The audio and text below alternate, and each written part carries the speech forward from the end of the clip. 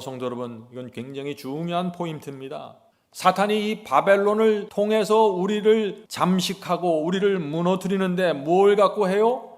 바벨론의 문화와 여러분들이 살고 있는 문화를 통해서, 또 바벨론에서 흔히 이루어지는 사고 방식을 통해서, 바벨론에서 상식이라고 말하는 그런 것들을 통해서 우리를 굴복시켜 간다는 것입니다.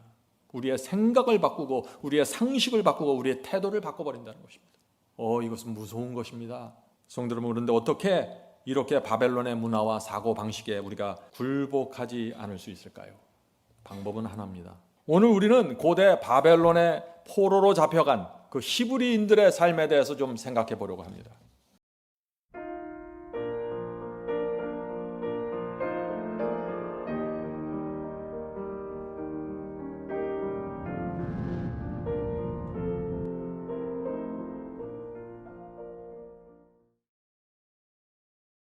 오늘 우리는 바벨론 세상을 우리가 어떻게 하면 성공적으로 통과해서 하늘 도성에 들어갈 수 있을까 하는 문제를 좀 살펴보려고 합니다. 1900년대에 한 청년이 있었습니다.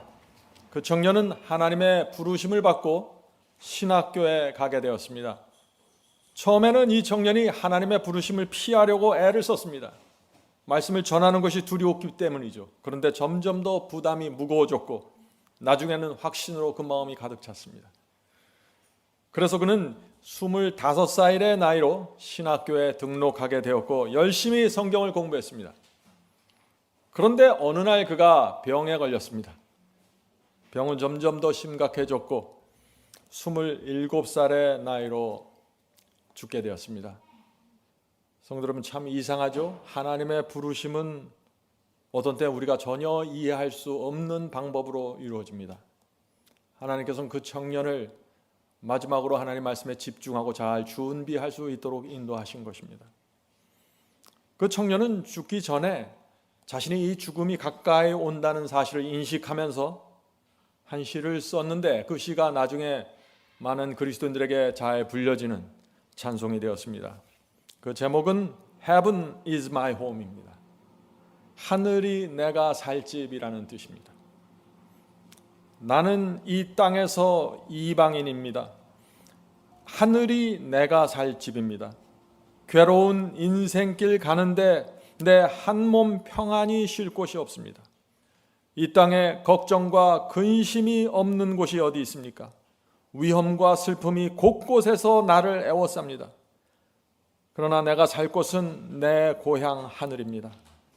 광야에 찬바람 불지라도 앞으로 남은 길 멀지 않습니다. 산을 넘어야 하고 눈보라 거칠게 불어도 내가 가야 할 곳은 내 고향 하늘입니다. 나는 이 땅의 삶에 대해서 불평하지 않습니다. 왜냐하면 하늘이 내가 살 집이기 때문입니다. 이곳에서의 삶이 초라하고 힘들지라도 내가 갈 곳은 하늘입니다. 나는 반드시 나의 구세주 옆에 설 것입니다. 믿음의 조상들이 바라본 그 하늘 도성에 나도 갈 것입니다. 이것이 죽음을 목전에 둔 27살 청년의 고백입니다. 참 이 고백이 우리 마음에 큰 감동을 주죠. 여러분은 지난주에 어떤 시련을 만났습니까? 어떤 유혹을 당했습니까? 몸이 아프셨습니까? 우리가 갈 곳은 하늘이란 사실을 잊지 말아야 합니다. 슬픔과 고통이 가슴에 아픔을 주었습니까? 돈 때문에 가난이라는 도무지 빠져나올 수 없는 늪에 빠지셨습니까? 여러분의 평판에 금이 가고 위기가 찾아왔습니까? 사람들이 여러분에 대해서 뒤에서 수군수군 합니까? 성도 여러분, 다 잊어버리시고 뒤로 물려놓고 전진하셔야 됩니다. 왜냐하면 우리는 이 땅에 살 사람들이 아니기 때문입니다. 성도 여러분, 우리가 원하던 모든 것들이 하늘 도성 안에 있습니다. 그러므로 이 세상에 있는 모든 것들은 사실은 아무것도 아닌 것입니다. 오늘 우리는 고대 바벨론의 포로로 잡혀간 그 히브리인들의 삶에 대해서 좀 생각해 보려고 합니다. 성도 여러분이 이스라엘 포로들이 바벨론에 끌려갔을 때 그들의 마음이 어떠했을까요? 한번 상상해 보시기 바랍니다. 그들은 완전히 절망에 빠졌습니다. 날마다 아침이 되면 끌려나가서 죽도록 일해야만 했습니다. 오늘날도 많은 사람들이 아침에 일어나자마자 끌려나가서 지하철 타고 차를 타고 가서 죽도록 일하죠. 바벨론입니다. 그런데 그 이스라엘 사람들에게 유일한 소망이 있었는데 그것이 무엇일까요? 그것이 바로 예레미야의 예언입니다. 예레미야 29장 10절 보겠습니다. 예레미야 29장 10절. 여호와께서 이와 같이 말씀하시느라 바벨론에서 70년이 차면, 바벨론 포로 생활 70년이 맞춰지면 내가 너희를 돌보고 나의 선한 말을 너에게 성취하여 너희를 이곳으로, 이곳이 어딘가요? 예루살렘성 시온성을 말하는 것입니다. 너희를 이곳으로 돌아오게 하리라. 성도 여러분, 이스라엘 이 백성의 마음속에 있던 소망이 무엇입니까? 바벨론 포로 생활을 마치고 예루살렘으로 돌아가는 것입니다. 시온성으로 돌아가는 것입니다. 이스라엘 백성은 그 소망을 붙잡고 바벨론 포로 생활을 통과해야 하는 것입니다. 날마다 얻어맞고 죽도록 일해도 예루살렘을 돌아갈 나를 바라보기 때문에 마음의 소망이 생기는 것입니다. 성도 여러분, 이 바벨론 포로 생활은 쉬운 것이 아니었습니다. 고되고 고생스러운 삶이었습니다. 그런데 거기서 끝나는 것이 아니라 온갖 미혹들이 있었고 우상들이 있었고 거짓과 탐욕으로 가득 찼습니다. 날마다 이 바벨론의 유혹을 받아야만 했습니다. 그래서 이스라엘 백성들의 마음속에서 자꾸 이런 충동이 생기는 것입니다. 나도 저 바벨론 사람처럼 살고 싶다. 나도 바벨론에서 인정받고 싶다. 나도 이 바벨론의 뿌리를 내리고 정착하고 싶다. 이런 유혹과 충동을 느끼면서 이들은 70년을 살아야만 했던 것입니다. 거기서 살아남아야 하는 것입니다. 이제 질문을 드립니다. 이스라엘 사람들 중 어떤 사람들이 70년 동안 그들의 신앙을 끝까지 지켰을까요? 중요한 질문이죠. 반드시 예루살렘으로 돌아가야 한다는 소망을 붙잡고 있던 사람들입니다. 성도 여러분, 우리도 이 소망을 붙잡고 이 바벨론을 통과해서 하늘로 가야 하는 것입니다. 똑같은 패턴입니다. 고대 바벨론에서 이루어졌던 그 패턴이 현대 이 바벨론 세상과 바벨론 교회들 속에서 그대로 이루어지는 것입니다. 이제 시편 137장의 말씀을 살피면서 좀 묵상하도록 하겠습니다. 이 시편 137장은 다윗의 글이 아닙니다. 이 말씀은 바벨론의 포로로 끌려간 이스라엘 포로들의 그 마음을 기록한 글입니다. 그래서 우리가 이 시편 137편을 읽으면 그 속에서 우리의 마음이 나오고 그들의 마음이 마주 만나게 되는 것입니다. 바벨론 군대는 예루살렘 성전을 완전히 초토화시켰죠. 폐허로 만들었습니다. 하나님의 성전이 사라졌습니다. 하나님의 백성은 이리저리 도망치고 흩어졌습니다. 바벨론으로 수많은 히브리인들이 포로로 끌려왔습니다. 그것은 누가 봐도 하나님을 섬기는 신앙이 완전히 사라지는 것처럼 보인 것입니다. 이 히브리인들 마음에 어떠했을까요? 깊은 절망에 빠진 것입니다. 시편 137장은 이 히브리인들이 고통과 단식 속에서 바벨론 속에서 눈물을 흘리면서 기록하는 글입니다. 이 1절부터 살펴볼 때 우리 마음에 성령께서 함께 하시길 바랍니다. 시편 137편 1절입니다. 우리가 바벨론의 여러 강변 거기 앉아서 시온을 기억하며 울었도다. 바벨론은 두 강이 흐르죠. 유브라데 강과 티그리스 강이 흘렀습니다. 이 히브리인들은 마음이 괴로울 때마다 그 강변에 나와서 시온을 기억하며 울었다고 했습니다. 시온이 어디인가요? 시온은 예루살렘을 뜻합니다. 시온은 이스라엘 백성에게 고향입니다. 시온은 가족과 친구들이 사는 곳입니다. 시온은 하나님께서 계시는 곳입니다. 이 시온은 하나님의 백성에게 전부입니다.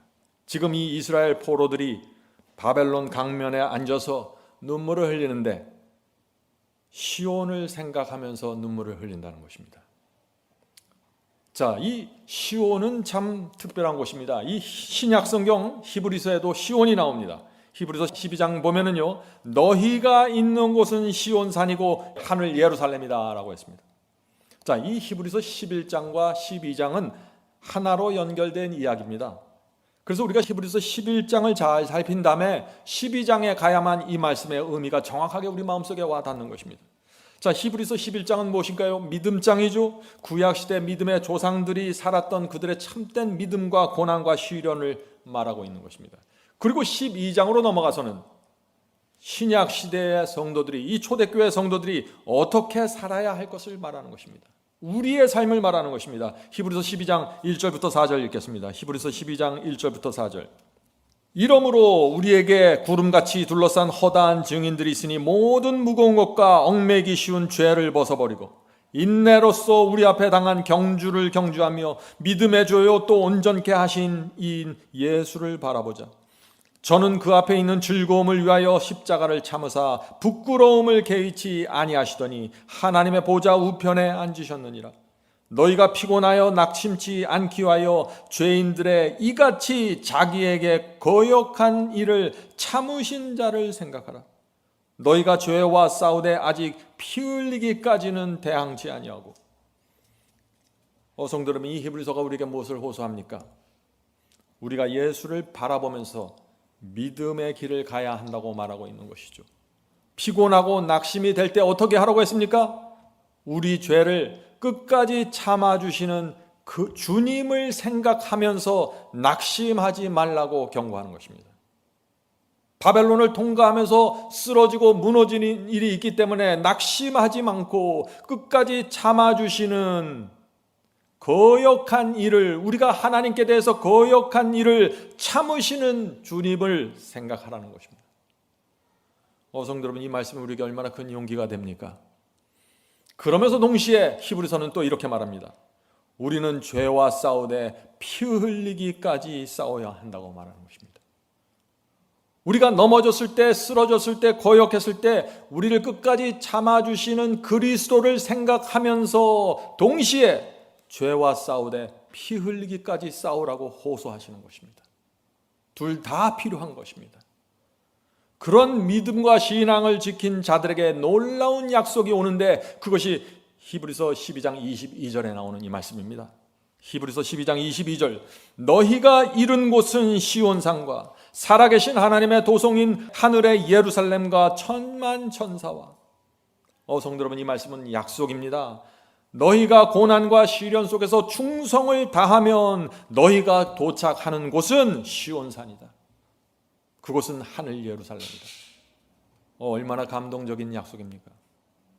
우리가 이 히브리서의 말씀대로 살기만 한다면 우리가 도착할 곳은 시온산이고 하나님께서 계신 하늘의 예루살렘이라고요. 자, 시편 130편 1절부터 보겠습니다. 우리가 바벨론의 여러 강변 거기에 앉아서 시온을 기억하며 울었도다. 바벨론의 이 히브리인 사람들은 슬픔과 고통 속에서 살았습니다. 그래서 종종 바벨론을 흐르는 그 강변에 나가서 그곳에 앉아서 시온성 예루살렘을 바라보면서 눈물을 흘렸다는 것입니다. 그리워서 눈물을 흘린 것입니다. 그곳에 가고 싶어서 흘린 것입니다. 성도 여러분, 이 바벨론은 이스라엘 백성이 머물 수 있는 땅이 아니었습니다. 바벨론에서는 아무리 성공해도 나그네요, 외국인이요, 이방인이 될 수밖에 없었습니다. 본토인이 될 수 없는 것입니다. 그들은 그래서 예루살렘으로 돌아가야 한다는 사실을 늘 기억하면서 구박을 받으면서 살았던 것입니다. 성도 여러분, 우리도 마찬가지 아닙니까? 이 세상은 우리에게 바벨론입니다. 우리도 때때로 이 바벨론의 강변에 안아가 하늘 시온성 그리워하면서 눈물을 흘릴 때가 있는 것입니다. 이 세상은 우리가 살 집이 아닙니다. 스마트폰, 텔레비전에서 끊임없이 재미있는 것이 쏟아져 나오지만 우리 마음이 허전합니다. 외롭습니다. 이 세상은 우리에게 희망이 될 수 없습니다. 날마다 일터에 나가서 죽도록 일해도 겨우 먹고 사는 것뿐입니다. 열심히 일해도 겨우 잠잘 수 있는 거처를 마련할 뿐입니다. 이 세상에는 소망이 없는 것입니다. 성도 여러분, 이 바벨론은요, 성도들에게 매우 위험한 곳입니다. 이 바벨론을 통과할 때 수많은 미혹과 공격을 당하게 됩니다. 심지어 교회 안까지도 온갖 미혹과 거짓으로 가득 차 있습니다. 사도 요한은 그래서 마지막 시대의 교회를 향해서 이렇게 경고하고 있는 것입니다. 요한계시록 18장 2절 보겠습니다. 요한계시록 18장 2절. 오늘 우리가 무엇을 배우나요? 바벨론을 통과하는 방법을 배우는 것입니다. 이것을 정확하게 이해해야만 여러분들이 안전하게 하늘 도성에 도달하게 될 것입니다. 무너졌도다 무너졌도다 큰 성 바벨론이요, 마지막 시대의 교회들의 모습입니다. 귀신의 초소와 각종 더러운 영에 모이는 곳과 각종 더럽고 가증한 새에 모이는 곳이 되었도다. 정말 상상할 수 없는 모습을 사도 요한이 말세의 교회를 보면서 계시로 지금 보고 있는 것입니다. 어떤 뜻입니까? 마지막 시대의 교회에서 나오는 설교들이 가증하고 위험하다는 것입니다. 하나님께 충성할 수 없게 만드는 메시지들이 쏟아져 나오고 있다는 것입니다. 성도 여러분, 지금 사탄이 교회를 통해서 어떤 일을 벌이고 있나요? 사람의 양심을 말려서 죽이고 있습니다. 성령의 음성을 듣지 못하는 양심으로 만들어가고 있습니다. 성도 여러분, 이 바벨론은 세상만 위험한 것이 아니라 교회도 매우 위험하다는 것입니다. 그러나 모든 사람들은 하나도 빠짐없이 이 바벨론을 통과해야만 하늘 도성에 들어가게 된다는 것입니다. 수십 년 동안 바벨론을 통과하게 되는 것입니다.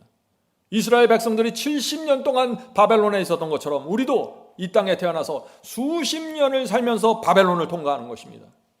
거기서 낙오되는 자들이 나오고 거기서 하늘 도성에 들어가는 자들이 생긴다는 것입니다. 그래서 오늘 이 말씀이 중요한 것입니다. 성도 여러분, 어떻게 하면 우리가 이 바벨론을 무사히 통과할 수 있을까요? 이것이 오늘 제가 드리는 말씀의 요지입니다. 수많은 사람들이 미혹을 당하고 유혹을 당하게 될 것입니다. 견디지 못하는 사람들이 나올 것입니다. 힘들어서 바벨론에 주저앉기로 결정한 사람들이 나올 것입니다. 예루살렘을 포기하고 바벨론 사람의 시민권을 받게 될 것입니다.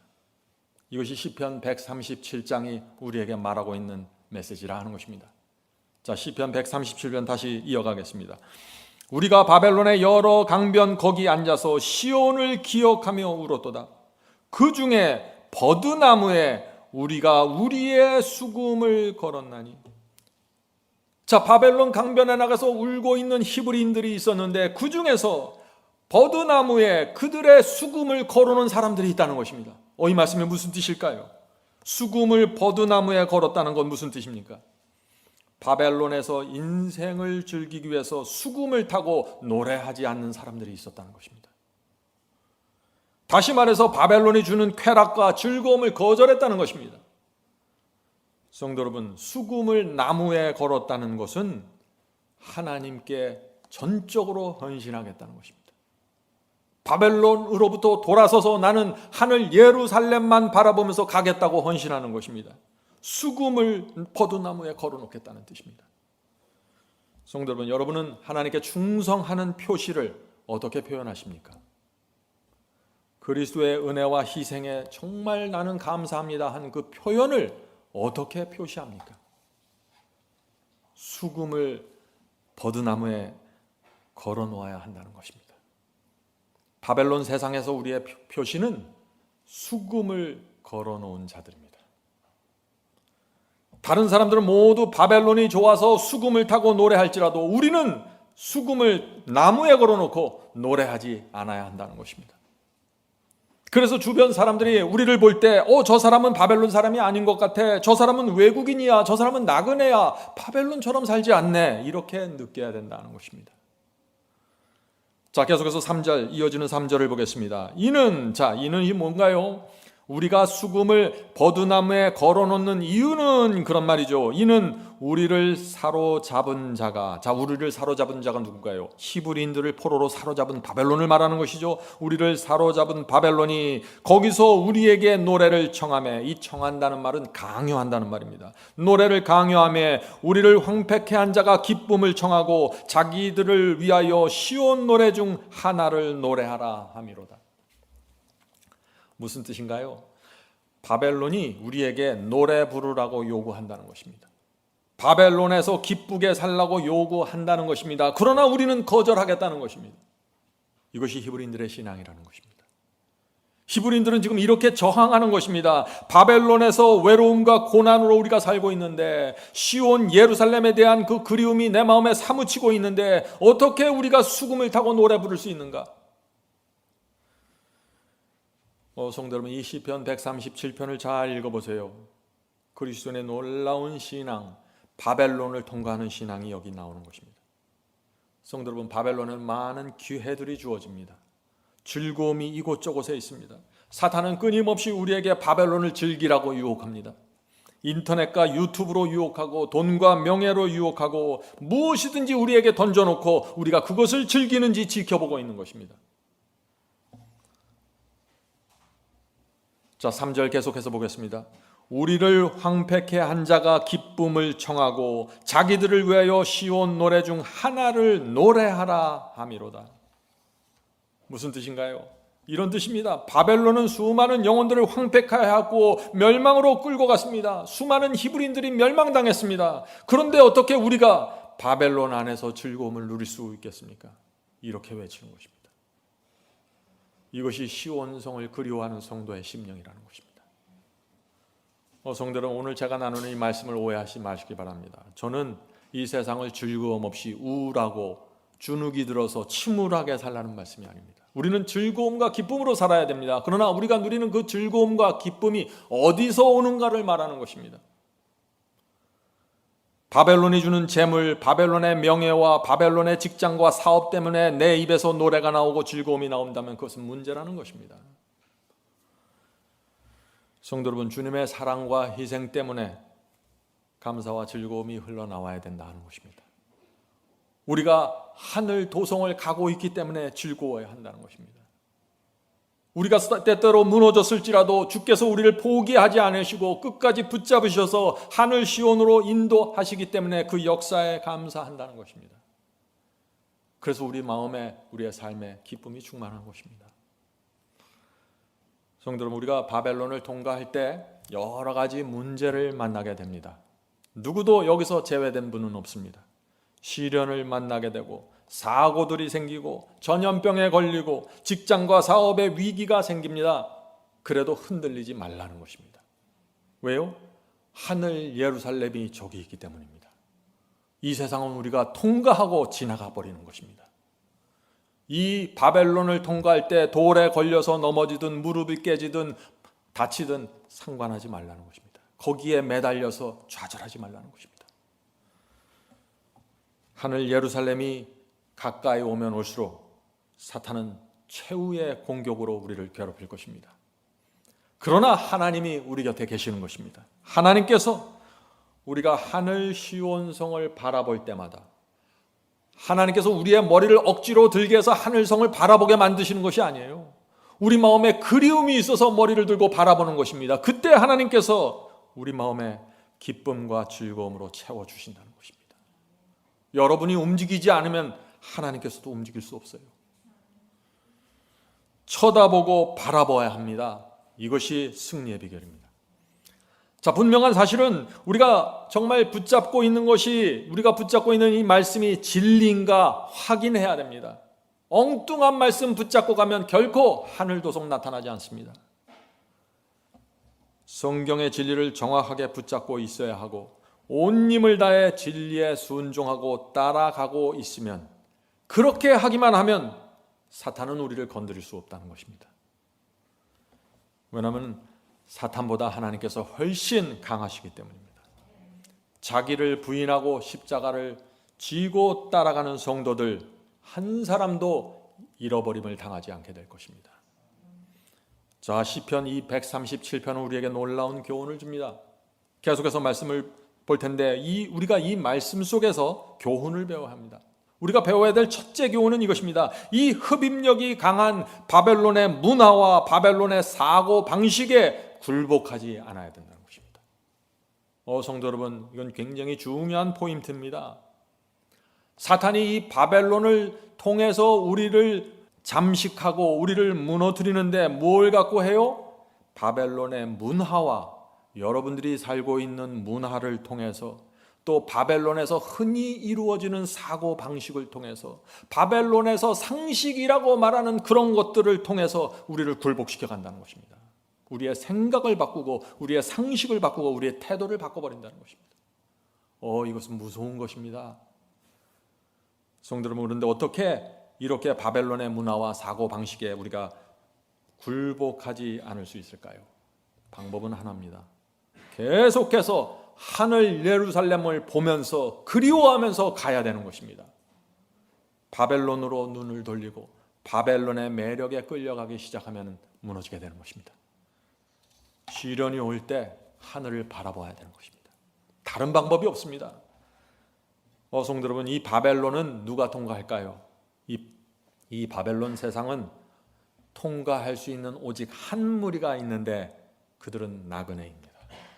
난 바벨론에서 살 필요가 없습니다. 바벨론은 내 집이 없습니다. 바벨론은 내 고향이 압니다. 내 고향은 저 하늘 도성입니다. 이런 생각으로 가득 찬 사람들이 바벨론에서 별다른 데 관심을 쓰지 않고 통과하게 되는 것입니다. 나그네가 아니면 바벨론 사람이 되고 말고 바벨론의 말뚝을 깊게 받게 되는 것입니다. 자, 이제 질문을 드립니다. 오늘 우리는 거의 비슷한 질문을 갖고 우리가 묵상하려고 합니다. 바벨론 세상에 수십 년 동안 우리가 앞으로 살아야 하는데 어떻게 바벨론에 물들지 않을 수 있습니까? 중요한 질문이죠. 선을 넘지 말아야 합니다. 우리는 바벨론을 통과할 수밖에 없습니다. 그런데 선을 넘어가지 말아야 돼요. 성도 여러분, 이 바벨론과 이 바벨론을 통과해야 되는 하나님의 백성 사이에는 서로 섞일 수 없는 분명한 선이 있습니다. 사탄은 끊임없이 그 선을 넘어서 들어오라고 유혹하는 것입니다. 신앙을 타협하라고 유혹합니다. 너무 그렇게 고지식하게 살지 말라고 유혹합니다. 사탄은요, 너는 신앙을 완전히 포기해야 돼, 그렇게 유혹하지 않습니다. 적당히 포기하고 타협해도 여전히 구원받을 수 있는 가능성을 제시해 줍니다. 사탄은 우리를 갑자기 바벨론 사람으로 만들지 못합니다. 서서히 바벨론에 젖어 들어가게 만듭니다. 바벨론 문화에 젖어 들어가고 사고방식에 젖어 들어가고, 그래서 우리가 점점 더 바벨론처럼 생각하게 만드는 것입니다. 성경을 봐도 바벨론식으로 해석을 합니다. 그래서 분별하지 못하는 것입니다. 사탄은 성도들이 타협하게 만들기 위해서 어떻게 한다고요? 잊지 마세요. 바벨론의 문화를 우리 속에 주입시킵니다. 바벨론식 사고방식에 젖어들게 만듭니다. 그것이 당연하다고 생각하게 되는 것입니다. 그렇게 되면 어떻게 됩니까? 바벨론의 문화와 사고방식에 젖어들면은 하나님의 말씀에 있는 그대로 충성하려고 하는 사람들이 극단적인 것처럼 보이게 됩니다. 그래서 이 신앙으로 들어오질 못하는 것입니다. 성도 여러분, 사탄이 가장 원하는 것이 무엇이에요? 진리의 표준을 낮추고 선을 넘어가게 하는 것입니다. 신앙의 분명한 색깔을 잃어버리게 만드는 것입니다. 수많은 이스라엘 백성들이 바벨론에서 70년 동안 살면서 어떤 일이 생겼을까요? 아브라함부터 내려왔던 그 참된 신앙을 타협하고 넘어가지 말아야 될 선들을 넘어가는 사람들이 생기게 된 것입니다. 그 70년을 지나가면서 말이죠. 그래서 이 70년의 기간이 끝났을 때 예루살렘으로 돌아갈 기회가 생겼습니다. 하나님께서 기적적으로 이 바벨론의 문을 열고 예루살렘으로 갈 수 있는 길을 열어주셨습니다. 그런데 나는 바벨론에 남아있겠다고 결정하는 사람들이 나타나기 시작한 것입니다. 그들은 하늘의 시민권을 잃어버리고 바벨론의 시민권을 딴 사람들이죠. 그들도 70년 동안 하나님을 믿고 예배드렸습니다. 그런데 하나님의 말씀이 요구하는 그 선을 무시하면서 신앙을 했던 것입니다. 자, 그런데 이 히브리인들 중에서 하나님께 충성하는 사람들은 바벨론의 문화와 바벨론의 정신에 저항하기 위해서 한 결정을 하는데, 그것이 무슨 결정이에요? 수금을 버드나무에 걸어놓는 결정입니다. 우리는 바벨론을 즐기는 사람들이 아닙니다라고 선언하면서 수금을 나무 위에 걸어놨다는 것입니다. 왜 그렇게 했을까요? 수금을 타지 않고 그냥 벽장 속에 감춰놓으면 되는데 왜 사람들이 다 지나가면서 보는 버드나무에 걸어놨을 거예요? 나는 이런 사람입니다. 난 이렇게 살겠습니다. 나에게 불합리하고 부당한 요구를 하지 말아 주십시오. 이렇게 내 가족과 친구들에게 알려주는 것입니다. 그들의 자존심이 상하지 않게, 그들이 마음이 상하지 않으면서도 내가 어떤 신앙을 하겠으니 내 신앙을 존중해 주십시오. 이렇게 요청하는 것입니다. 성도 여러분, 우리도 그렇게 살아야 합니다. 우리의 수금을 버드나무에 걸어놓고 가야 하는 것입니다. 자, 3절 보겠습니다. 3절. 우리를 사로잡은 자가 우리에게 노래를 청하며 우리를 황폐케 한 자가 기뻐하라고 말하고 바벨론을 위하여 시온 노래 중 하나를 노래하라 함이로다. 성도 여러분, 여기서 바벨론을 위해서 시온 노래 중 하나를 부르라고 하는 말씀이 나오죠. 이 말씀 무슨 뜻입니까? 이 말씀은 바벨론 사람들이 이 히브리인들, 이스라엘 사람들 놀리고 조롱하고 있는 것입니다. 이런 뜻입니다. 히브리인들이여, 너희는 하나님이 위대하고 믿는데 정말 그렇다고 생각하니? 하나님이 위대하다면 너희가 왜 바벨론의 노예로 끌려왔어? 이제부터 너희는 바벨론을 위해서 노래하는 것이 좋을 거야. 그렇게 하면 이 바벨론의 마루둑신이 너희를 보호해주고 너희에게 재물을 줄 거야. 바벨론에서 기뻐하면서 살아라. 바벨론에서 감사하고 바벨론의 신에게 굴복해라. 그러면 너희의 인생이 보장될 거야. 이렇게 말하는 것입니다. 이 충성스러운 히브리인들이 바벨론의 요구에 어떻게 반응했어요? 오늘 계속해서 똑같은 대답이 나옵니다. 수금을 버드나무에 걸어놓은 것입니다. 말이 필요 없습니다. 내 행동과 내 결정으로 표현해야 되는 것입니다. 우리도 수금을 버드나무에 걸어야 합니다. 연어가 강물을 거슬려서 올려가는 것처럼 우리도 이 바벨론 세상을 거스리면서 살 수밖에 없는 사람들입니다. 왜냐하면 이 바벨론과 예루살렘은 정반대 방향이에요. 어떤 분들은 제가 이런 설교를 하면 이렇게 항의합니다. 목사님, 그렇게 살면 인생이 너무 재미없잖아요. 너무나 힘들잖아요. 어떻게 이 세상을 그렇게 살 수 있습니까? 오해하지 마세요. 제가 24시간 동안 항상 긴장하고 항상 이렇게 널보싸게 살라는 얘기가 아니에요. 하나님께서 여러분을 부르실 때가 있습니다. 하루를 살면서 성령께서가 여러분을 부르실 때가 있는 것입니다. 그때 정확하게 반응하시라는 것입니다. 하나님께서 이렇게 부르십니다. 지금 네 앞에 유혹이 오고 있는데 여기서 네가 정확히 서야 한다. 그렇게 부르십니다. 지금 이 문제에선 하나님의 진리가 분명하게 나타나도록 네가 지금 처신해야 한다. 지금 이 상황에선 바벨론 사람처럼 행세하면 안 돼. 지금은 내가 분명하게 선을 지키고 서야 할 때야. 하나님께서 이런 식으로 우리를 부르시는 것입니다. 어떤 사람은 하루에 한 번을 부르시고 있고 어떤 사람은 하루에 여러 차례 부르게 되는 것입니다. 성도 여러분, 이것이 하늘 시온성을 갈 때 우리가 받는 부르심입니다. 하나님께서 나를 부르신다고 인식될 때, 성령께서 나에게 호소하신다고 인식될 때 우리가 어떻게 해야 될까요? 예, 주님, 제가 여기 있습니다 라고 응답해야 된다는 것입니다. 그것이 나그네 신앙입니다. 성도 여러분, 위기가 오고 시련이 오고 유혹이 올 때 하나님께서 반드시 우리를 불러주십니다. 그때 정확하게 서야 되는 것입니다. 어중간하면 선을 넘어가게 된다는 것이죠. 말씀을 살피고 마음에 그 말씀을 깊이 담으면 담을수록 이 부르심이 점점 더 분명하게 우리 마음에 인식되게 될 것입니다. 그러나 우리가 말씀을 멀리하면 멀리할수록 그 하늘의 부르심도 점점 더 희미해질 수밖에 없는 것입니다. 왜냐하면 바벨론이 우리 속에 들어와서 지배하기 시작하기 때문입니다. 이것은 정말 중요합니다. 성도 여러분, 우리가 이 바벨론을 통과할 때 의를 위해서 정확하게 서야 할 때가 있다는 사실을 잊지 마시기 바랍니다. 지금부터 우리가 하늘 시온성 갈 때까지 우리 앞에 계속해서 장애물이 나타나게 될 것입니다. 도전이 나타날 것입니다. 나타날 때마다 우리에게 어떤 느낌이 생길까요? 힘든 느낌을 받게 됩니다. 포기하고 싶은 유혹을 느끼게 됩니다. 여기서 주저앉고 싶은 느낌을 받게 되는 것입니다. 그때 우리가 어떻게 해야 돼요? 하늘 시온성을 바라보는 것입니다. 시온성에서 들려오는 우리를 향한 부르심을 들어야 하는 것입니다. 이런 부르심입니다. 성도요, 거기서 주저앉으면 안 됩니다. 그곳은 그대들이 살 땅이 아닙니다. 그곳은 즐겁게 노래 부를 수 있는 곳이 아닙니다. 그곳은 수금을 버드나무에 걸어 놓아야 할 곳입니다. 그대들은 하늘 예루살렘을 향해 일어나야 됩니다.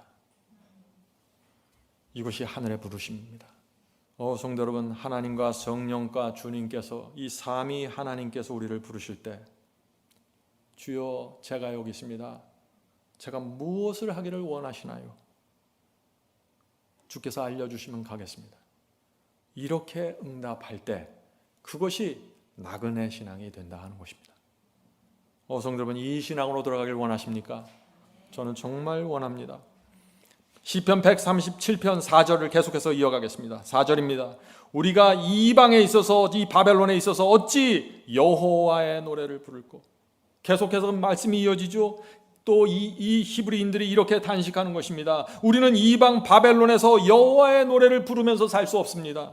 우리 마음이 바벨론을 사랑하지 않고 바벨론의 삶이 나에게 즐겁지 않은데, 외로움을 내가 이 바벨론 속에서 느끼는데 어떻게 노래를 부를 수 있습니까? 성도 여러분, 우리 속에도 이런 단식과 저항이 있어야 된다는 것입니다. 자, 5절 보겠습니다. 5절에도 히브리인들의 탄식이 이어지죠. 5절입니다. 예루살렘아, 내가 너를 잊을진대 내 오른손이 그 제주를, 자, 수금을 타는 제주를 말하는 것입니다. 그 제주를 잊을지로다. 무슨 뜻입니까? 바벨론의 포로, 히브리인들의 탄식이죠. 이렇게 말하는 것입니다. 내 고향 예루살렘아, 내가 예루살렘을 잊을 위험이 있다면 나는 오른손으로 수금을 타는 이 제주를 잊어버릴 것이야. 다시는 수금을 타지 않을 것이야. 바벨론의 즐거움에 빠져서 예루살렘에 대한 그리움을 잊게 된다면 나는 이제부터 영원히 수금을 타지 않을 것이야. 바벨론을 위해서 노래하지 않을 것이야. 성도 여러분, 이것이 시온성을 향해 간절히 바라보면서 가는 히브리인들의 신앙이었습니다. 저와 여러분도 이 신앙으로 가야 된다는 것입니다. 왜냐하면 우리는 바벨론을 지나야 하기 때문입니다. 성도 여러분, 저는 지금 극단적인 신앙을 말하는 것이 아닙니다. 이것이 성경적인 신앙입니다. 하늘을 사모하면 자연스럽게 나타나는 반응과 열매가 무엇인지 지금 말씀드리는 것입니다. 많은 사람들이 이런 신앙을 고백합니다. 나는 하늘 예루살렘을 그리워합니다. 그곳에 가서 살고 싶습니다. 나는 바벨론의 즐거움에 빠져 있지 않습니다. 라는 아름다운 고백을 합니다. 이런 고백을 하는 분들은 몇 가지 포인트를 체크해 보셔야 합니다. 그 체크 포인트는 이것입니다. 나는 지금 온 마음으로 진리를 사랑하고 있는가? 나는 진지한 마음으로 진리의 길을 지금 걸어가고 있는가? 나는 말씀이 요구하는 대로 지금 순종하고 있는가? 나는 넘지 말아야 할 선을 지금 넘지 않는가? 이것을 보아야 하는 것입니다. 앞으로 여러분들이 신앙을 할 때, 바벨론을 통과할 때 때때로 이 체크 포인트를 갖고 살게 되길 바랍니다. 자, 6절 보겠습니다. 6절입니다. 내가 예루살렘을 기억지 아니하거나 내가 너를 예루살렘을 나의 제일 즐거워하는 것보다 지나치게 아니할진대 내 혀가 내 입천장에 붙을지로다. 이것은 정말 기가 막힌 말씀이죠. 이 말씀이 무슨 뜻입니까? 이런 것입니다. 내가 예루살렘을 기억하지 않게 되고 내가 예루살렘을 가장 큰 기쁨으로 여기지 않게 된다면 내 혀가 입천장에 달라붙어서 다시는 노래하지 않게 되기를 내가 원합니다. 예루살렘을 잊어버리게 만드는 것은 무엇이든지 내가 포기하겠습니다. 이것이 히브리인의 신앙입니다. 예루살렘을 향한 신앙입니다. 성도 여러분, 오늘 우리가 나누는 말씀을 묵상해 보시길 바랍니다. 이 말씀이 무슨 뜻인지 말이죠. 바벨론을 통과하는 이 신앙이 어떤 신앙인지 말이죠. 자, 이 말씀 137편에서 이 히브리인들이 결국에는 다짐하고 다짐하는 것이 무엇이에요? 바벨론 포로 생활이 끝날 때까지, 예루살렘으로 돌아갈 때까지 그들의 정체성을 포기하지 않겠다는 것입니다. 성도 여러분, 바벨론에 살지만 결코 우리 가슴에 새겨진 이 진리의 표를 포기하지 말아야 하는 것입니다. 성도 여러분, 여러분의 정체성은 무엇입니까? 우리의 정체성이 무엇인가요? 우리의 정체성, 우리가 누구인지 인식할 수 있는 표가 있는데 그것이 무엇입니까? 우리는 이 표를 갖고 살아야 합니다. 요한계시록 12장 17절입니다. 요한계시록 12장 17절 여러분 기억하시죠? 용이 여자에게 분노하여 돌아가서 그 여자의 남은 자손 곧 하나님의 계명을 지키며 예수 증거를 가진 자들로 더불어 싸우려고 바다 모래 위에 섰더라. 성도 여러분, 마지막 시대에 이 하늘 도성에 들어가는 성도들의 정체성이 무엇이라고 말합니까? 이것이 우리의 정체성입니다. 우리의 정체성은 용과 대적하는 그리스도인입니다. 우리는 여자의 마지막 남은 자손입니다. 우리는 하나님의 계명과 예수 증거를 가진 자입니다. 우리는 용과 싸우기 위해서 견고하게 서 있기를 원합니다. 우리는 늦은 비 성령을 준비하는 자입니다. 우리는 마지막 11시 일꾼으로 복음을 전하길 원합니다. 성도 여러분, 이것이 우리의 정체성입니다. 이 정체성을 갖고 있으면 바벨론 세상에서 우리의 수금을 버드나무 위에 올려놓게 된다 하는 것입니다. 우리는 이 정체성과 인식표를 가슴에 붙이고 하늘 예루살렘까지 들어가야 되는 것입니다. 이것이 보호받는 길입니다. 성도 여러분, 오늘 우리가 살펴보는 이 정체성을 우리가 분명하게 붙잡고 있으면 한 사람의 낙오도 없이 하늘 예루살렘 성에 들어가게 됩니다. 이것은 하나님의 약속입니다. 이렇게 너희들이 살기만 하면 내가 너희를 지켜줄 수가 있어. 이렇게 말씀하시는 것입니다. 성도 여러분, 이 마지막 사명을 통해서 이곳에 새로운 교회가 세워졌습니다. 앞으로 우리 교회가 직면하게 될 가장 큰 위험이 무엇일까요? 그 위험은 정체성을 잃어버리는 것입니다. 정체성. 여러분들 중에 몇 분이 연약한 것이 문제가 아니에요. 이 교회가 왜 세워졌고 저와 여러분이 왜 여기서 예배드리고 있는지 잊어버리면 이 교회는 크게 흔들리게 될 것입니다. 우리의 존재 이유와 목적을 잃어버리면요, 우리는 아무것도 아니게 되는 것입니다. 성도 여러분, 지금 우리가 바벨론의 포로로 잡혀 있다는 것을 잊지 말아야 됩니다. 고통스러운 날을 보낼 수밖에 없는 것입니다. 이 땅에서 그렇지만 이 바벨론 속에서 성공의 기회들을 갖게 됩니다. 즐거움의 기회들이 옵니다. 편안함의 기회를 갖게 될 것입니다. 그러나 하늘 예루살렘을 잊어버리면 안 된다는 것입니다. 바벨론의 매력을 느껴서 하늘을 잃어버리면 점점 더 멀어지게 됩니다. 낙오하게 되는 것입니다. 우리가 살 곳이 어디입니까? 이곳이 아닙니다. 하늘 도성이라 하는 것입니다. 자, 성도 여러분, 바벨론에 오래 살면은 그리스도인들에게 어떤 문제가 생길까요? 내가 나그네라는 것을 자꾸 잊어버리게 되는 것입니다. 내가 나그네라는 사실을 말이죠. 이 땅을 그래서 영원한 고향으로 생각하게 되는 것입니다. 그렇게 되면 어떻게 될까요? 우리의 모습과 우리의 태도와 성품이 달라지게 됩니다. 사람들과 경쟁하게 되고 적은 일에 속상하게 되고 계속해서 치기하고 질투하게 되고 사람들과 투쟁하면서 살게 되는 것입니다. 진리가 아닌 일에 빠져서 시간을 보내게 되어버리는 것입니다. 성도 여러분, 우리가 바벨론에 빠져들기 시작하면은 우리의 옷이, 우리의 마음이, 우리의 말이 바벨론에 젖어들게 됩니다. 달라지게 됩니다. 세속이 나를 지배합니다. 신앙이 매너리즘이 되어버립니다. 순종하지 않는 신앙이 자연스럽게 느껴지게 됩니다. 이것이 하늘로부터 돌아선 모습입니다. 자, 우리가 이런 위험을 어떻게 극복할 수 있을까요? 이제 여러분들은 대답할 수 있어야죠. 하늘을 바라봐야 한다는 것입니다. 하늘에 열려져 있는 하늘 도성의 문을 바라봐야 된다는 것입니다. 성도 여러분, 날마다 천사들이 하늘 시온 성문을 열고 우리를 부르고 있습니다. 이 세상은 우리가 살 곳이 아닙니다. 우리는 이 세상을 그냥 지나갈 뿐입니다. 통과할 뿐입니다. 나그네입니다. 우리의 최종 목적지는 하늘 시온성입니다. 이것을 잊지 말아야 돼요. 히브리서 11장 13절 보겠습니다. 히브리서 11장 13절.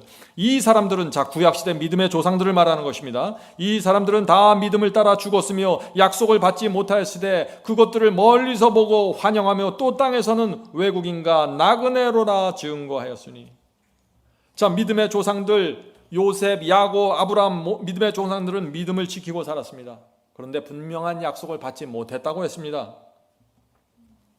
많은 고난과 시련을 당하면서 믿음을 지켰는데 아무런 약속을 받지 못했다는 것이에요. 무슨 뜻입니까? 지금 히브리서는 이런 것을 말하는 것입니다.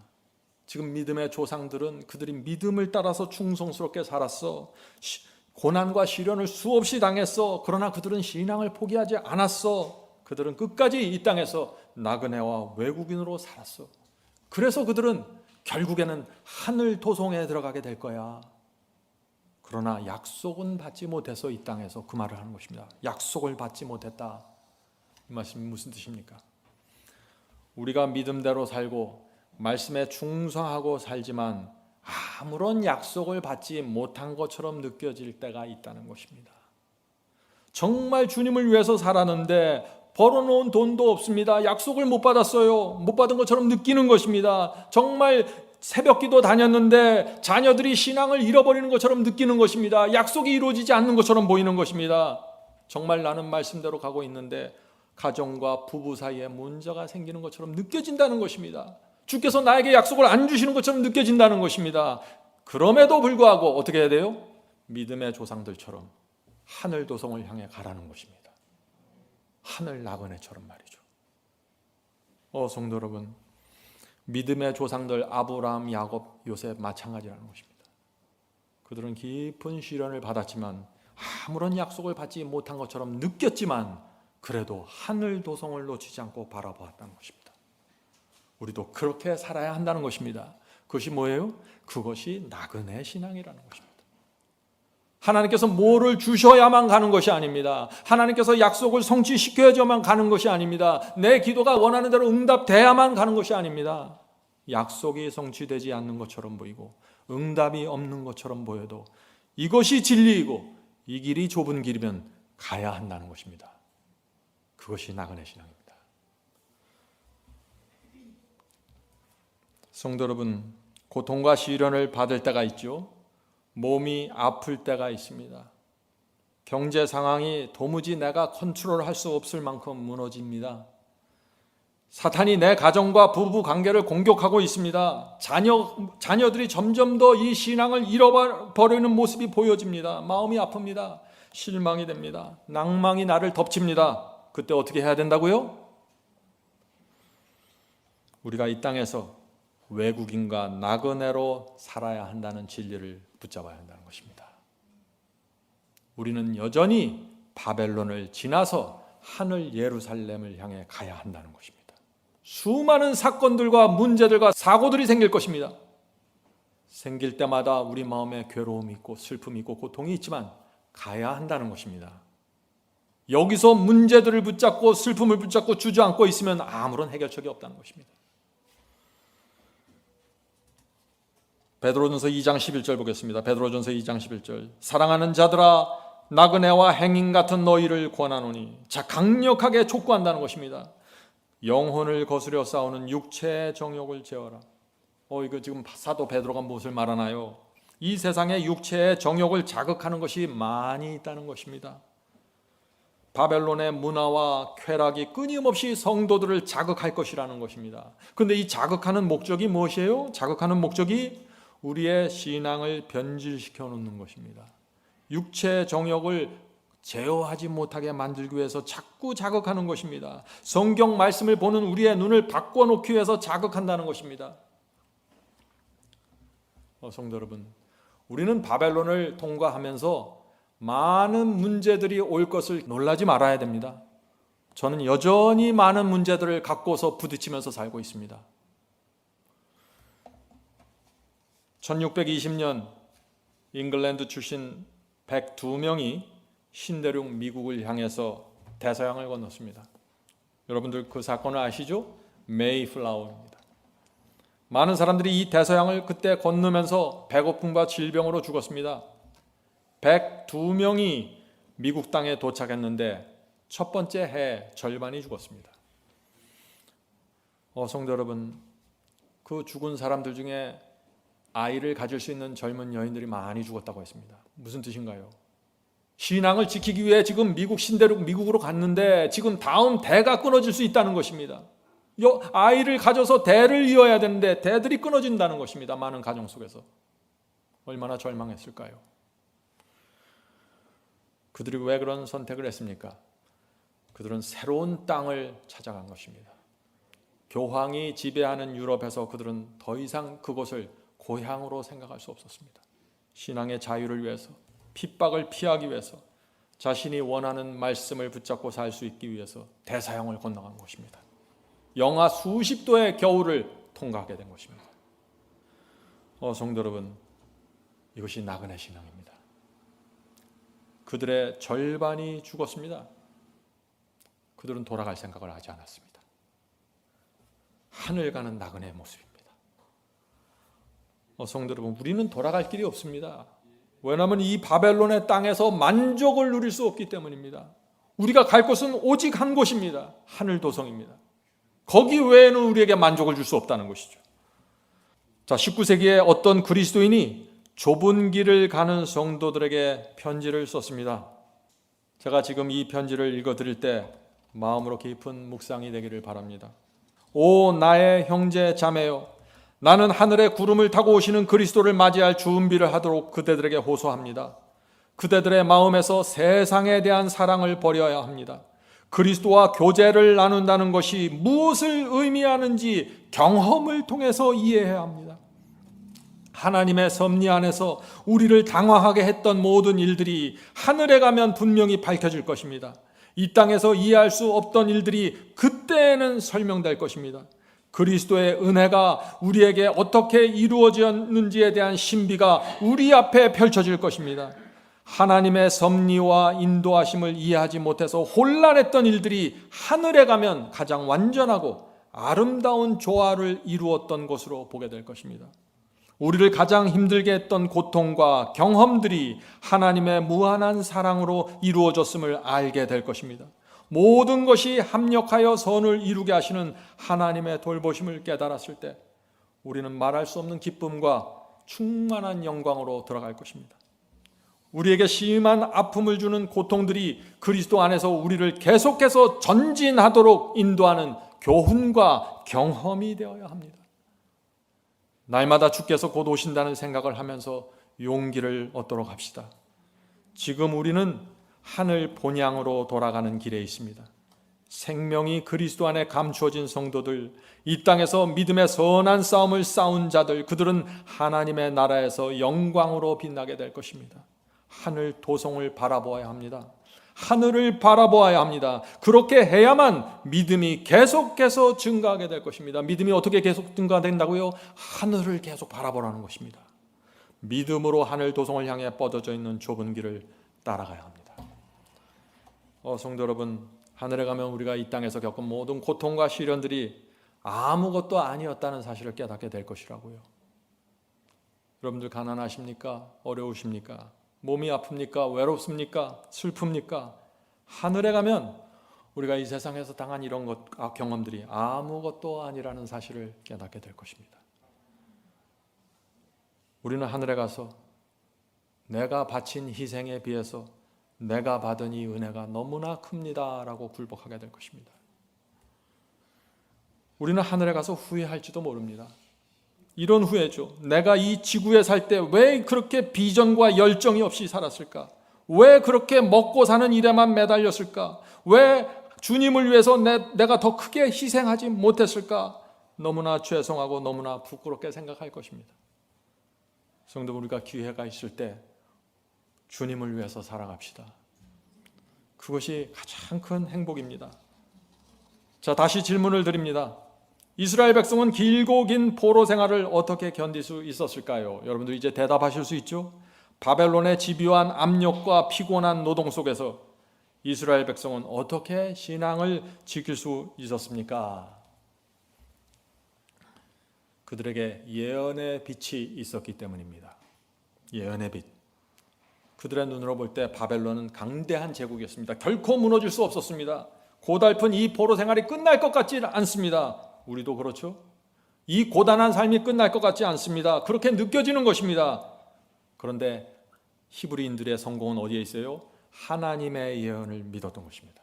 어떤 예언을 믿었어요? 예레미야의 예언이죠. 자, 예레미야 예언입니다.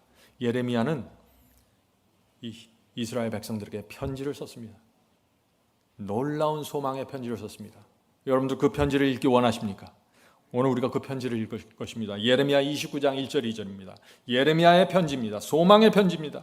선지자 예레미야가 예루살렘에게 이같이 편지를 느부갓네살이 예루살렘에서 바벨론으로 옮겨간 포로 중 남아있는 장로들과 제사장과 선지자들과 모든 백성에게 보냈는데, 이 예레미야가 모든 백성에게 소망의 편지를 보냈습니다. 근데 이 편지를 받은 이스라엘의 상태가 어떤 상태예요? 예루살렘은 폐허가 됐습니다. 많은 사람이 도륙당했습니다. 수많은 사람들이 바벨론에 끌려와서 밤낮으로 고돈 노동을 하고 있었던 그 상태입니다. 그 상태에서 편지를 받는 것입니다. 성도 여러분, 그때 이 예레미야가 놀라운 예언을 주는 것입니다. 예레미야 29장 10절부터 14절 보겠습니다. 예레미야 29장 10절부터 14절. 여호와께서 이같이 말씀하시느라 바벨론에서 70년이 차면, 자, 바벨론 포로 생활 70년이 마치면 내가 너희를 돌보고 나의 선한 말을 너희에게 성취하여 너희를 이곳으로, 자, 이곳이 어딘가요? 예루살렘 성 시온성을 말하는 것입니다. 이곳으로 돌아오게 하리라. 나 여호와가 말하노라. 너희를 향한 나의 생각은 내가 아나니 재앙이 아니요 곧 평안이요 너희 장래에 소망을 주려 하는 생각이라. 무슨 뜻인가요? 너희 눈에 보이는 것들 때문에 좌절하지 말라는 것입니다. 너희 눈에 보이는 것, 너희가 느끼는 것들, 그런 것들이 내 뜻일까, 내 생각이 아니라는 것입니다. 그것은 너희가 너무나 배도했고 너희 교회가 무너졌기 때문에 내가 너희를 다시 가난하게 만들고 다시 일으켜 세우기 위해서 내가 바벨론의 공격을 허용할 수밖에 없었어. 그 말씀을 하시는 것이죠. 계속해서 읽겠습니다. 너희는 내게 부르짖으며 와서 내게 기도하면 내가 너희를 들을 것이요 너희가 전심으로 나를 찾고 찾으면 나를 만나리라. 성도 여러분, 하나님께서 너희가 가만히 앉아있으면 너희가 나를 만나게 될까, 이렇게 말씀하지 않았어요. 전심으로 찾고 찾아야 만난다고 했습니다. 말씀을 파헤치세요. 예언을 파헤치고 살펴봐야 합니다. 그런 사람들이 여호와를 만나게 될 것이라고 말하는 것입니다. 말씀 속에서. 성도 여러분, 이번 기회에 바이블 칼리지에 오셔야 합니다. 여러분은 바이블 칼리지에서 여호와를 만나게 될 것입니다. 하늘의 소망을 받게 될 것입니다. 자, 계속해서 읽겠습니다. 예레미야의 소망의 예언입니다. 나 여호와가 말하노라.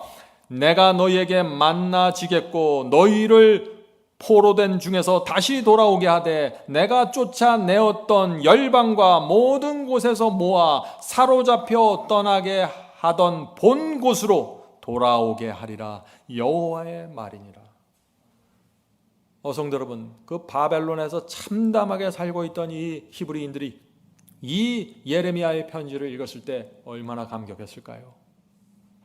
나의 이런 고생과 나의 이런 한탄과 탄식이 영원히 계속되는 것이 아니구나. 70년이 지나면 내가 그곳으로 돌아가는구나. 바벨론의 고통 속에서 가장 어두운 상태에 있을 때 여호와의 예언이 도착했던 것입니다. 예언이 소망입니다. 지금도 마찬가지입니다. 우리는 바벨론을 통과하고 있습니다. 참담합니다. 도무지 끝날 것 같지 않은 이 참담한 세상입니다. 예언이 끝을 말해줍니다. 언제 이것이 끝나고 하늘 도성에 들어갈 것인지. 그것을 모르면 소망을 잃어버리게 된다는 것입니다. 이스라엘 백성들이 이 70년의 예언을 받았을 때 그들의 삶이 어떻게 변했을까요? 아침에 노욕을 하러 갈 때 예언의 말씀을 손바닥에 쓰고 암송하면서 노래 부르면서 나갔을 것입니다. 고난과 시련이 올 때 포로 생활이 끝나는 날을 계산하고 따졌을 것입니다. 바벨론의 마루둑신을 섬기면 출세할 수 있다는 유혹이 올 때 예레미야의 편지를 다시 펼쳐놓고 읽었을 것입니다. 성도 여러분, 이것이 재림신앙입니다. 재림을 기다리는 신앙 말이죠. 이 바벨론 도성에서 하늘 도성을 가는 사람들 반드시 예언의 빛을 갖고 있어야 됩니다. 바벨론을 빠져나가지 못합니다. 좌절하게 될 것입니다. 성도 여러분, 하나님께서 이 시대에는 그렇다면 어떤 예언을 주셨을까요? 고대 이스라엘에는 예레미야를 통해서 예언이 도착했는데 이 시대의 성도들은 누구를 통해서 예언을 받느냐 하는 것입니다. 그러면 누구를 통해서 받아요? 선지자 다니엘과 사도 요한입니다. 다니엘서와 요한계시록은 말세를 살아가는 성도들에게 바벨론을 통과하면서 예루살렘으로 들어가는, 하늘 예루살렘에 들어가는 정확한 이정표를 제시해주고 있는 것입니다. 그것을 모르면 답답해서 넘어져서 쓰러져서 좌절하고 포기하게 되는 것입니다. 하늘 예루살렘에 들어가기 전까지 우리가 어떤 여정을 지나가게 되고 어떤 사건을 만나게 되고 어떤 경험을 하게 되는지 자세히 기록되어 있는 책이 어떤 책이에요? 다니엘서와 요한계시록입니다. 고대 이스라엘에게 예레미야의 예언이 주어졌던 것처럼 말세의 성도들에게 다니엘과 사도 요한의 예언이 주어지게 된다는 것입니다. 이것은 정말 중요한 말씀입니다. 성도 여러분, 예언의 백성이 되셔야 합니다. 한번 생각해 보세요. 고대 이스라엘 백성에게 예레미야의 예언이 주어지지 않았다면, 아니 주어졌는데 그들이 무시하고 살피지 않았다면 어떻게 되었을까요? 그들이 다 포기했을 것입니다. 70년을 견디질 못했을 거예요. 끝이 안 나는 것처럼 보이는 것입니다. 바벨론은 점점 강대해지는 것처럼 보이고 바벨론의 성문은 굳게 닫혔습니다. 빠져나갈 길이 없습니다. 바벨론에 살다가 지쳐서 바벨론 사람이 되었을 것입니다. 나는 히브리인이라는 모든 인식표를 떼버렸을 것입니다. 소망을 잃어버리고 다 쓰러졌을 것입니다. 성도 여러분, 고대 이스라엘 백성이 예루살렘 성으로 돌아간 것처럼 우리도 새 예루살렘을 향해 가는 것입니다. 저 중동 지방에 있는 예루살렘 성이 아니에요. 하늘 새 예루살렘입니다. 오늘 하나님께서 주시는 메시지는 이것입니다. 지구는 너희들이 살 곳이 아니다. 너희를 위해서 새 예루살렘을 준비하고 있다. 그곳이 너희의 본향이다. 그곳을 바라보면서 좁은 길을 가라. 사탄이 너희를 공격하고 바벨론의 거짓 복음이 너희를 미혹할 것이다. 그러나 내가 너희에게 준 말씀과 예언을 붙잡고 가는 자들은 새 예루살렘에 반드시 들어가게 될 것이다. 너희를 향한 나의 생각은 재앙이 아니고 평안이요 너희 장래에 대한 소망을 주려 함이라. 너희가 전심으로 나를 찾고 찾으면 찾으리라, 만나리라. 이제 말씀을 마치겠습니다. 며칠 전에 제가 저희 집사람에게 물었습니다. 죽음이 내 앞에 다가왔을 때 내가 죽음을 목전에 두고 내 인생을 되돌아보면 어떤 생각을 하게 될까라고 제가 질문했습니다. 제 인생을 돌아보면 참 부족하고 부족함이 많습니다. 사람들 앞에 내놓을 것도 없고 대단한 공부를 한 것도 아니고 별다른 업적도 없고 높은 자리에 올라간 적도 한 번도 없습니다. 그런데 제가 선택한 이 복음과 제가 선택한 그 길은 옳았다는 것을 저는 확신합니다. 많이 부족합니다. 그러나 이제부터 남아있는 시간 동안 최선을 다해서 모든 것을 쏟아 부으려고 생각하고 있습니다. 제가 오늘 여러분에게 호소하는 것은 저와 여러분이 이 땅에 진리의 등대를 세워야 한다는 것입니다. 그 사명을 받으셔야 하는 것입니다. 저는 그 사명을 여러분과 함께 지고 가길 원합니다. 함께 갈 친구가 되어주시길 제가 촉구하는 것입니다. 말씀을 마치면서 This world is not my home 이라는 그 찬송시가 있는데 그 내용을 제가 읽으면서 마치도록 하겠습니다. 이 세상은 내 집이 아닙니다. 나는 그저 지나갈 뿐입니다. 나는 푸른 하늘 너머 저기에 나의 재물을 쌓고 있습니다. 천사들이 하늘 문을 열고 나를 부릅니다. 이제 더 이상 이 세상에서 나는 편안함을 느낄 수 없습니다. 오 주여, 당신은 아십니다. 나에게 주님과 같은 친구가 없다는 사실을 주님은 아십니다. 주님 외에 내가 지금 통과하는 이 시련을 누구도 알 수 없습니다. 만약 하늘이 내 집이 아니라면 주여, 나는 이 세상에서 무엇을 해야 합니까? 내가 아는 것은 나의 구세주께서 나를 용서하셨고 나는 지금 하늘 시온산 향해 나아가고 있다는 것입니다. 비록 내가 연약하지만 주님께서 끝까지 나를 인도하실 것을 믿습니다. 나는 더 이상 이 세상을 내 집으로 느낄 수 없습니다. 영광의 땅에 도착해서 영원히 사는 모습을 그리워하고 있습니다. 그곳에서 성도들이 손에 손을 잡고 승리를 외칩니다. 하늘 유리 바닷가에서 달콤한 찬양이 흘러나옵니다. 이제 나는 이 세상 사람으로 살 수 없습니다. 성도 여러분, 이것이 나그네 신앙입니다. 우리는 이 세상에 집이 없는 사람들입니다. 이 교회는 이 세상에 집이 없는 사람들끼리 모여서 말씀을 나누고 예배드리는 교회입니다. 부디 성령께서 우리 모두를 하나의 진리로 묶어주시고 인도해 주시길 간절히 바랍니다. 하늘에 계신 저희들의 아버지, 저희는 이 바벨론 같은 세상을 지나갈 수밖에 없는 사람들입니다. 주께서 도와주셔야만 합니다. 주여, 저희가 하늘 도성에 주님의 손을 잡고 들어가길 원합니다. 주께서 저희의 갈 길을 인도해 주시고 지도해 주시옵소서. 저희가 갖고 있는 수금을 버드나무 위에 걸어 놓기를 원합니다. 그것이 저희의 인식표이고 저희의 정체성의 한 부분이 될 수 있도록 도와주시옵소서. 하늘에 계신 아버지, 바벨론은 저희에게 유혹합니다. 압력을 가합니다. 이렇게 저렇게 끌고 가려고 합니다.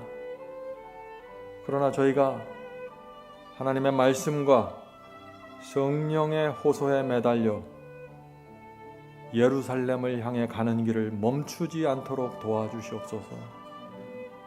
하늘에 계신 아버지, 날마다 하늘 도성 바라보는 일 소홀히 여기지 않도록 도와주시옵소서. 저희는 앞으로도 수십 년 동안 바벨론을 통과하는 그런 사람들입니다. 주께서 저에게 예언을 주셔서 그 예언의 빛을 통해서 소망을 갖게 되기를 원합니다. 아직 그 예언의 빛이 마음에 확실하게 새겨지지 않는 성도들이 있습니까? 주여, 그들을 말씀으로 인도하시고 예언의 빛을 비추어 주시옵소서. 그래서 저희 마음에 소망을 갖고 이 세상을 살 수 있도록 도와주시옵소서. 수많은 사람들이 어렵고 시달리고 있습니다. 그러나 저희 입술에 하늘의 빛을 갖고 있다는 미소가 나타나게 도와주시옵소서. 예수님의 이름으로 간절히 기도드립니다. 아멘.